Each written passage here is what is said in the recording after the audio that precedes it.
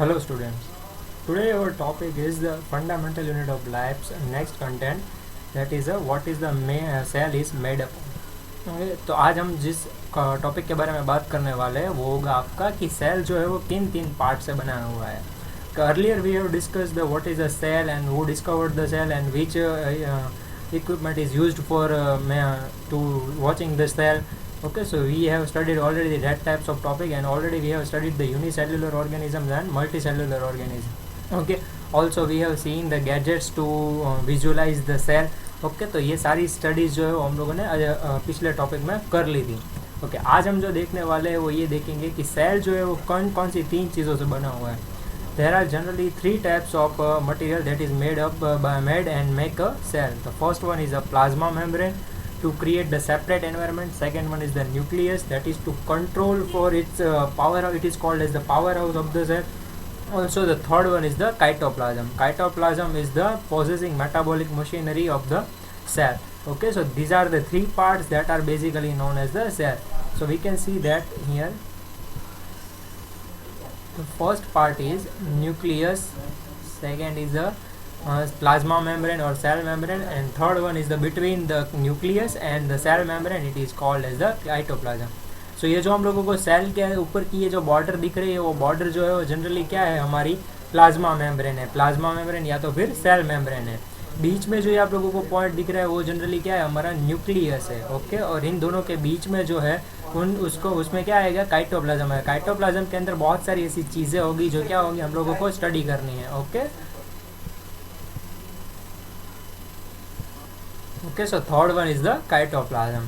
We are seeing the figures on the cell, nucleus and plasma membrane as you can see in the visualize in the figure. Okay, so ये सारी चीज़ें हम लोग study करेंगे. उसके बाद में हम लोग देखेंगे प्लाज्मा मेम्ब्रेन के अंदर कौन कौन सी डिटेल्स हम लोगों को दी गई है. प्लाज्मा मेम्ब्रेन जो है वो जनरली क्या है वो हम लोगों को दिया गया है.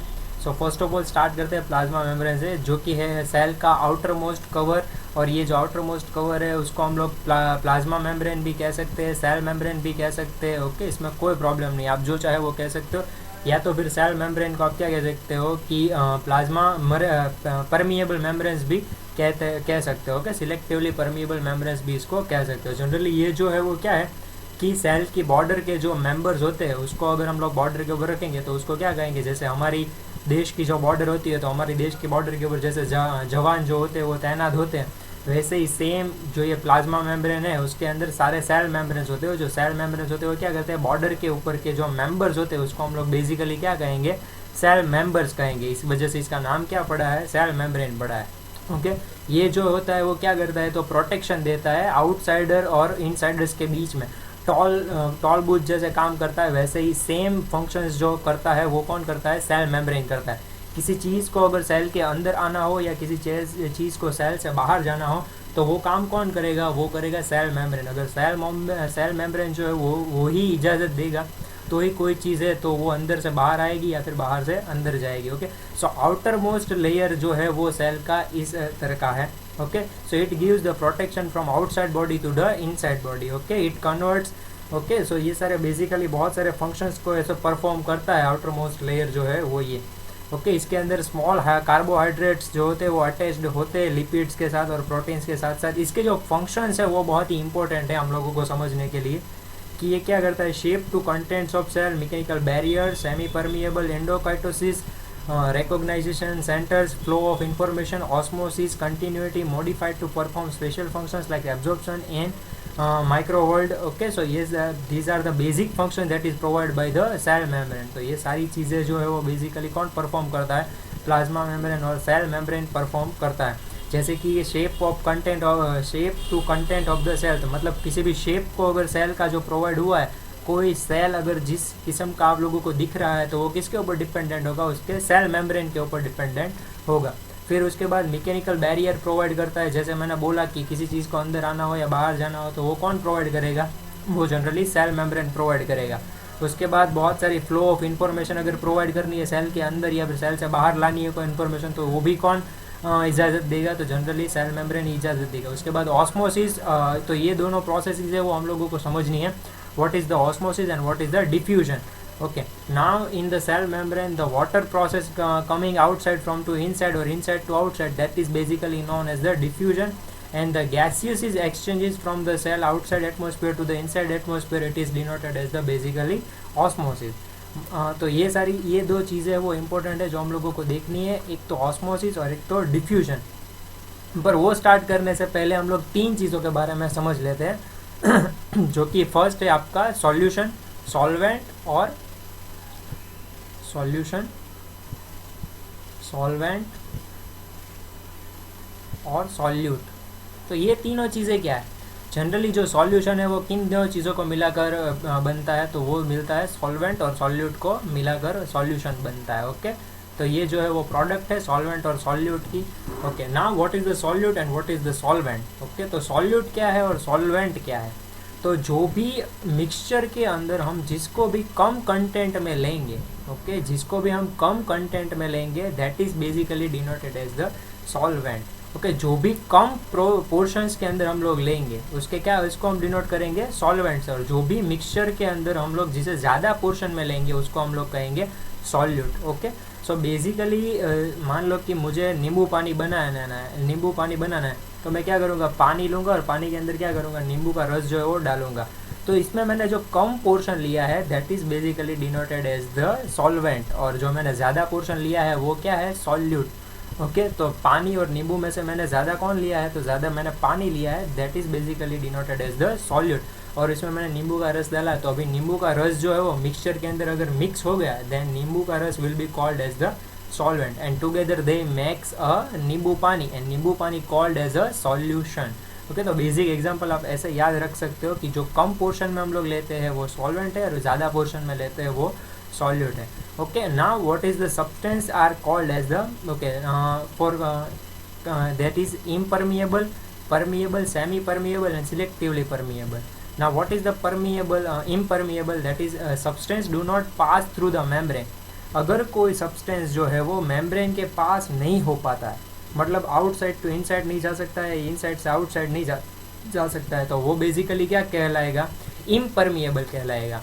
Now what is a permeable, permeable यानी कि सॉल्यूट और सॉल्वेंट जो है वो दोनों साइड से पास हो सकते हैं, मतलब आउटसाइड से इनसाइड और इनसाइड से आउटसाइड।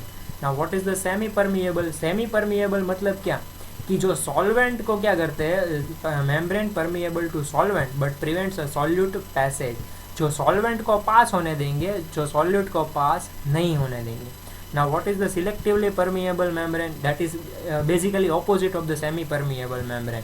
ओके, तो सेमी परमिएबल मेम्ब्रेन का ऑपोजिट करेंगे तो वो क्या हो जाएगा, सिलेक्टिवली परमिएबल मेम्ब्रेन हो जाएगा, जो क्या देगा, सॉल्यूट को पास होने देगा और सॉल्वेंट को पास नहीं होने देगा। ओके, तो ये बहुत सारे ऐसे किस्म्स के हम लोग क्या कहते हैं, मेम्ब्रेन टाइप्स ऑफ मेम्ब्रेन के अंदर क्या कर सकते हैं, डिवाइड कर सकते हैं हम लोग सेल मेम्ब्रेन्स को। ओके,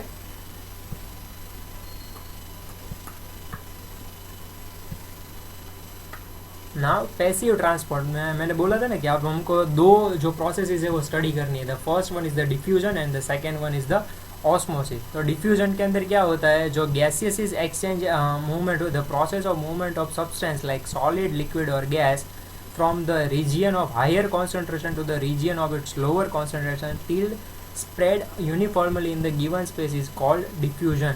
तो डिफ्यूजन के अंदर क्या प्रोसेस होती है, generally higher concentration region to lower concentration region के अंदर अगर कोई भी चीज़ जो है वो पास होती है then this basically known as the diffusion. Okay, figure के अंदर आप लोगों को दिया गया है कौन सी डिफ्यूजन की जो प्रोसेस है वो। Now next is the osmosis. Osmosis के अंदर क्या होता है कि वाटर जो होता है वो क्या होता है, higher concentration level to lower concentration level के बीच में ट्रांसपोर्ट होता है। ओके, डिफ्यूजन के अंदर क्या होता है, जो गैसियस एक्सचेंज होता है वो पास होता है। ओके, और ऑस्मोसिस के अंदर क्या होता है, वाटर जो होता है वो पास होता है from higher concentration level to lower concentration level. Okay, now types of osmotic solutions जो है वो तीन टाइप्स के ऑस्मोटिक सॉल्यूशंस हैं। हाइपोटोनिक सॉल्यूशन है, आइसोटोनिक सॉल्यूशन है और हाइपरटोनिक सॉल्यूशन है। Now what is the hypotonic solution, hypotonic solution जो होते हैं वो जनरली क्या होते हैं, वो भी एक ऑस्मोटिक कॉन्सेंट्रेशन लेवल ही होते हैं, लेकिन उसके अंदर क्या होता है कि lower to the another solution, मतलब कि क्या, इसमें जो हम लोगों का कॉन्सेंट्रेशन रीजियन होता है वो सब दूसरे मिक्सचर के हिसाब से इसमें कैसा होता है, लोअर होता है। मतलब दूसरे मतलब आइसोटोनिक और हाइपरटोनिक के कंपैरिजन में हाइपोटोनिक का जो कॉन्सेंट्रेशन रीजन है वो कैसा होगा, लो होगा। जबकि आइसोटोनिक और हाइपरटोनिक में कैसा होगा, आइसोटोनिक में कॉन्सेंट्रेशन लेवल जो है वो दूसरे से इक्वली होगा। मतलब आउटसाइड और इनसाइड दोनों का कैसा होगा, सेम टू सेम। और हाइपरटोनिक में कैसा होगा, अंदर का जो रीजन होगा वो कैसा होगा, हाई रीजन होगा। Okay, in compare to the another solutions. Okay, तो ये टाइप्स ऑफ सॉल्यूशंस थे। Now what is the difference between the osmosis and the diffusion? Now diffusion can takes place in the solid, liquid and gas, but we are generally memorized with the gases. Osmosis जो है वो सिर्फ liquid medium के अंदर ही work करता है। It does not involve any semi-permeable membrane. It requires semi-permeable membranes. It equalizes the concentration of substances and it does not equalize the concentration of solvent on the two sides of the membrane. Different substance diffuse to the independent of another and only solvent undergoes the diffusion. Diffusion is not much influenced by the presence of other substance. Also it is influenced by the concentration and types of solute particle. तो ये सारी चीज़ें क्या है कि मान लो कि ये पहला वर्ड जो है वो तो हम लोगों को पता ही है कि ये जो है सॉलिड, लिक्विड और गैसेस के अंदर एक्सचेंज में काम आएगा। ये जो है लिक्विड मीडियम में काम आएगा। इसके अंदर सेमी परमेएबल मेम्ब्रेन इन्वॉल्व नहीं होते, इसके अंदर सेमी परमेएबल मेम्ब्रेन इन्वॉल्व होते हैं। इसमें दोनों का कॉन्सेंट्रेशन रीजन कैसा होता है, तो इक्वलाइज होता है। जबकि इसके अंदर तीन टाइप के हम लोगों को सॉल्यूशंस मिलते हैं, hypotonic, hypertonic and isotonic. Different substance जो होते हैं वो एक दूसरे से क्या करते हैं, बहुत ही इंडिपेंडेंट होते हैं, एक दूसरे के ऊपर डिपेंडेंट नहीं होते। जबकि इसके अंदर डिपेंडेंट होते हैं। डिफ्यूजन जो है इसके अंदर प्रेजेंट सारे जो सब्सटेंस है एक दूसरे को क्या करते हैं, इंडिपेंडेंटली क्या करते हैं, इन्फ्लुएंस करते हैं। Okay, is not much influence by the presence of other substance, क्योंकि इंडिपेंडेंट है तो ये इन्फ्लुएंस नहीं करेंगे, जबकि यहाँ पर एक दूसरे को इन्फ्लुएंस करेंगे। Okay, now what is the cell wall. अब ये जो डिफरेंस है वो हम लोगों को स्टडी करना है। What is the difference between the cell membrane and cell wall. तो एक rigid, semi elastic, semi transparent protective covering present outside of the plasma membrane in plant cell is denoted as the cell wall. वो जो बात की थी हम लोगों ने, वो किसकी बात की थी, एनिमल सेल के बारे में बात चल रही थी, जिसमें क्या आएगा, सेल मेम्ब्रेन आएगा। जबकि हम लोग प्लांट सेल और फंगई और फिर प्रोकैरियोट्स के बारे में बात करेंगे, यूकैरियोट्स और प्रोकैरियोट्स के बारे में इसके बाद वाले टॉपिक में हम लोग चर्चा करेंगे कि वो क्या है। ओके, तो जनरली प्लांट सेल्स होते हैं उसके अंदर क्या होती है, सेल वॉल प्रेजेंट होती है। सेल वॉल जो है वो किससे प्रेजेंट होती है, तो it is generally made up from the cellulose. Okay, now what is another point, that is extra deposition of lignin, suberin and cutin may be present during the secondary thickening. यानी कि दो layers होते हैं, तो उसमें पहला जो layer है वो तो सेल्यूलोज से बना हुआ है। सेकेंड जो लेयर है सेल्यूलोज सेल वॉल बनाने का, वो उसमें क्या होता है, लिग्निन, सबरीन और क्यूटीन, ये तीनों मिलाकर सेकेंड लेयर बनाते हैं, जो कि फर्स्ट लेयर से थोड़ा सा क्या कंपैरिजन में थोड़ा सा क्या होता है, लोअर लेवल होता है। मतलब वो टूटने या फिर वो ब्रेकेबल होता है। A cementing layer called the middle lamella and present in the between the walls of two adjacent cells. Cell wall possesses small pores through which adjacent cells remain connected called plasmodesmata. Okay, तो ये cell wall जो क्या करता है, छोटे छोटे उसके अंदर होल्स होते हैं, ओके, जिसको हम लोग स्मॉल पोर्स कहेंगे, जिसके अंदर गैसियस एक्सचेंज और फिर वाटर का एक्सचेंज करने के लिए हम लोगों को रिक्वायरमेंट की जगह चाहिए, तो वो कहाँ पर होंगे, स्मॉल पोर्स के अंदर होंगे। जो स्मॉल पोर्स जो है वो जहाँ पर प्रेजेंट है उस जगह को हम लोग क्या कहेंगे, प्लाज्मोडेस्माटा कहेंगे। ओके, ये थोड़ा सा हार्ड वर्ड है जो आप लोगों को याद रखना है। प्लाज्मोडेस्माटा जो वर्ड है वो सेल वॉल जिसके अंदर छोटे छोटे हॉल्स हैं उसको हम जनरली ये कहेंगे। ओके ना, what is the role of cell wall. So cell wall का रोल क्या है generally, it provide shape to the cell, it provide mechanical strength to the plants, it protects against the pathogens and the mechanical energy.